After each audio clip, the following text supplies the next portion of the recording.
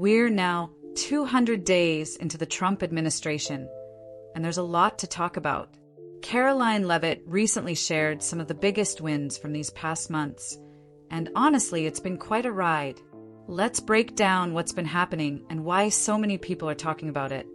First off, President Trump has been very active, answering tons of questions from the press all week long. You might have seen him on TV or heard him on the radio, chatting about everything from big plans to small details. This kind of non-stop communication is something his supporters really appreciate because it feels like he's always working and staying connected with the people. One of the big things this week was an executive order to set up a special team at the White House to get ready for the 2028 Summer Olympics in Los Angeles. This is exciting because it means more jobs and more attention on American sports. Hosting the Olympics is a huge deal, and the administration wants to make sure everything goes smoothly.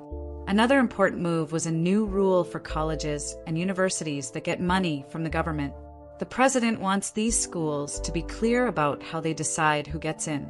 This is a push against something called DEI, or diversity, equity, and inclusion programs, which some people think aren't fair. The idea here is to make sure admissions are open and honest, so everyone knows what's going on. There was also a visit from Tim Cook, the CEO of Apple.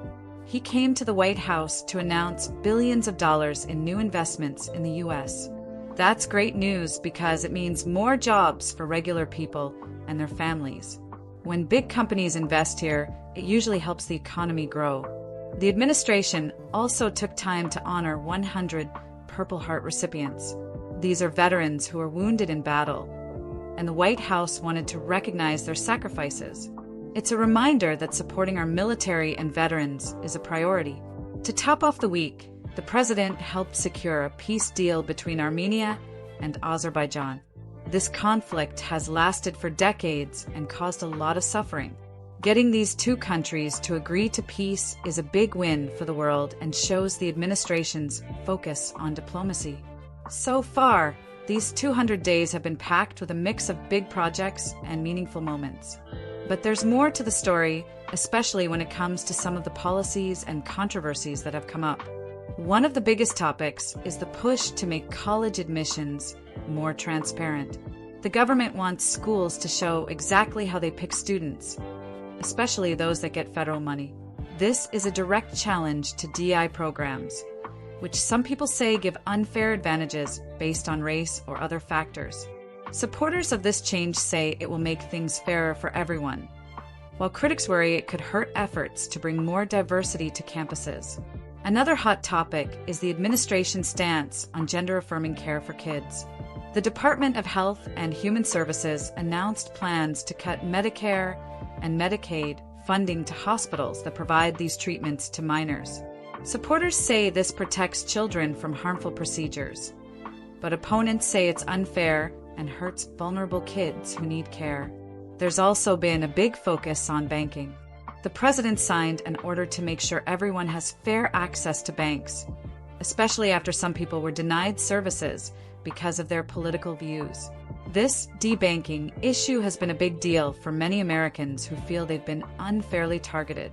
The administration wants to stop that and make banking open to all. Farmers got some attention too. The Department of Agriculture held a big event on the National Mall to celebrate American farmers and the farmers market. This shows the administration's support for the people who grow our food and keep the country running. Of course, not everyone agrees with these policies. Some people think the administration is causing more division and that the economy isn't doing as well as claimed. There are lots of debates about whether these moves are really helping or hurting the country. When it comes to public reaction, the responses have been all over the place. Many supporters are very excited and thankful.